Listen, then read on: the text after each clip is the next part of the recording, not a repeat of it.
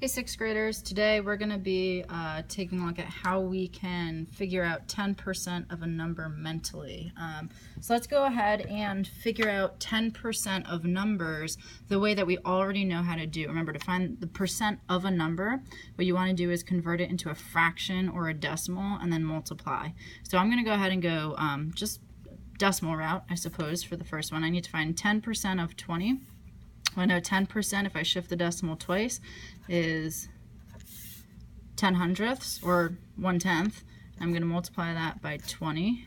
0, 0, 0, 0 placeholder, 0, 2. Add those together. I know I'm just going to have this 2, 0, 0 here, but I need to shift the decimal twice in my answer because I had 2 decimal places up top. And so 10% of 20 is 2.00. 2 and 0 hundredths. Let's do this again for 25. So I'm going to go ahead and multiply 25. Now again, 10% is 10 hundredths or just 0.1. So I'm going to go ahead and make my life a little bit easier and multiply by 1/10.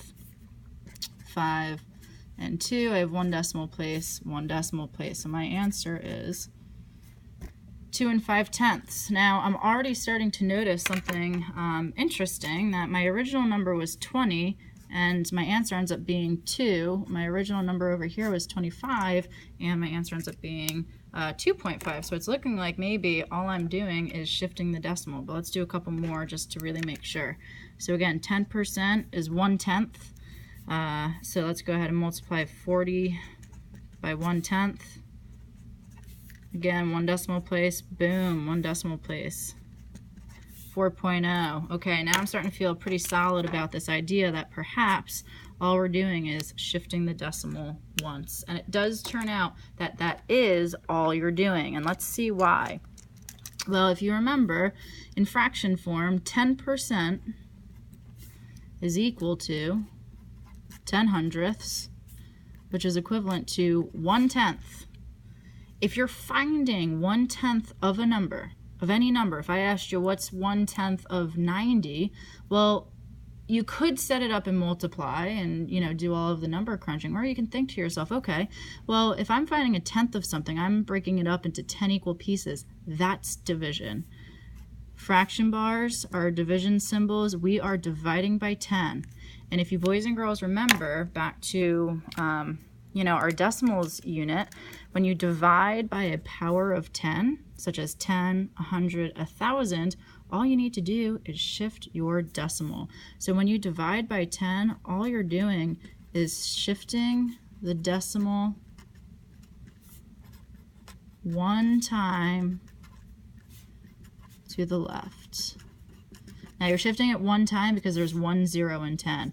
If you divided by, let's say, 100, you shift it 2 times to the left. If you divide by 1,000, if you remember back, there's 3 zeros, so you shift it 3 times.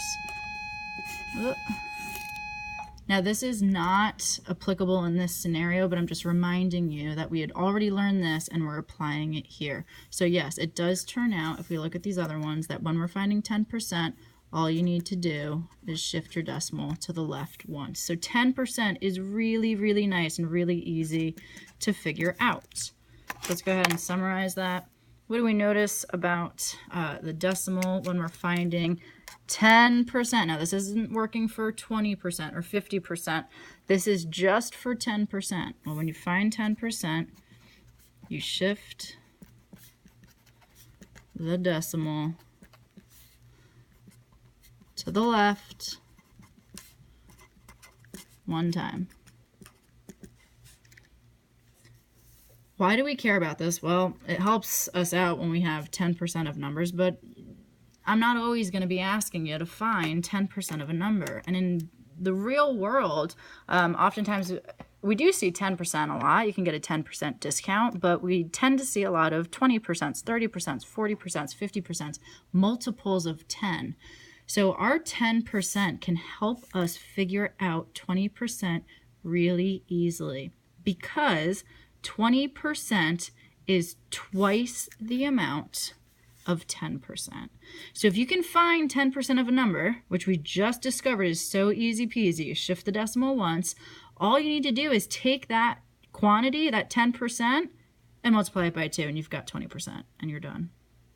If you're trying to find 30%, all you got to do is find 10% and triple it, and that's 30%. If you're finding 60% of a number, find 10% by shifting the decimal once, multiply it by 6. So let's apply this now. Let's take a look at an example. So if I'm finding 20% of 20, well, I know 10% of 20, I'm going to shift the decimal once, is 2. So if 10% is 2, well then 20%, it's a no-brainer, we're going to double that. 20% will be equal to 4, which it is. Now, please remember, you can absolutely still use the methods we already know by turning that into a decimal. So here's your other option. You can turn 20% into a decimal and then multiply. So we can still take 20 and multiply it by 20%, which is 20 hundredths. Let's see if we end up getting the same answer. 0 placeholder, 0, 4. I have 2 decimal places, 2 decimal places. I still get 4. This method, however, saves you a lot of work and time. So let's look at another example. If I'm finding 40% of 25, well, let's find 10% first. 10%, I shift the decimal once, is 250.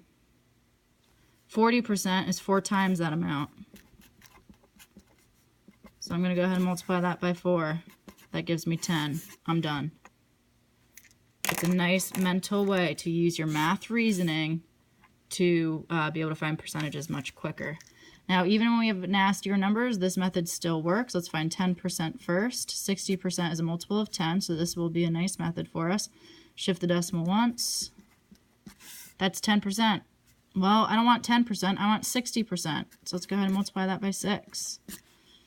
And that gives me 60% is equal to 12 30 hundredths. And I'm done. Let's go ahead and take a look at how this might help us out with other types of percentages, such as 5% or 15%. So if you flip over,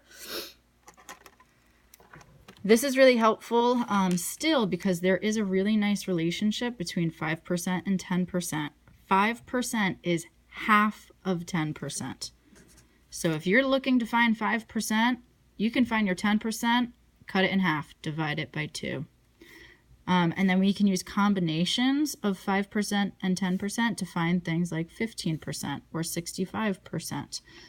We just have to think logically and use some creativity here. So 5% of 20. Let's find 10% first. I know 10%, I shift the decimal once, is 2. 5% is half of that. It's half of 10. So what's half of 2? 1, and you're done. Now again, you can absolutely still go decimal route or fraction route. Let's double check our answer here. So I'm finding 5% of 20. So I'm going to go ahead and multiply. I have 2 decimal places. Boom. I still also get 1. So please know you can always resort to this method. This method is much quicker and will serve you a lot better in the long run in the real world. 15%. Let's go ahead and find 10%. 10%, I shift the decimal once. That's going to give me 2.5. Now, I need 15%, which means I need to figure out what 5% is as well. 5% is going to be half of this. I'm going to throw on a 0 because that just kind of helps me think about money. And I know half of $2.50 is $1.25. Now, I'm looking for 15%. So I'm going to go ahead and combine those two. And I get 375. Now this, a lot of students were confused here, but what you need to keep in mind is that we know that 15% is equivalent to 10% plus 5%. I use this, I'm thinking, you know, above and beyond, and I'm breaking this number up so that I can find these mentally really easily, because I know 10%, all you have to do is shift the decimal once. 5% means you cut the 10% in half. and then I combined these two to give me the total of 15%. And let's look at a little bit tougher example. I wouldn't necessarily use mental math here because, as you're going to see, it's going to get a little bit nasty, but the method still works nonetheless. So let's go ahead and do it.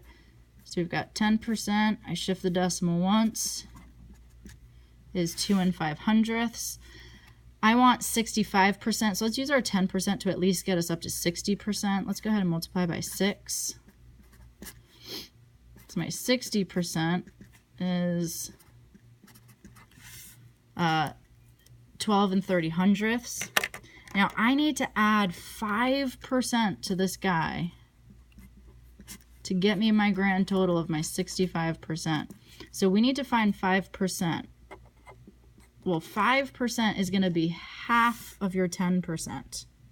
So half of 2 5/100ths is 1 25/1000ths. Sorry, 1 25/1000ths. So I'm going to go ahead and I need to add 1 25/1000ths.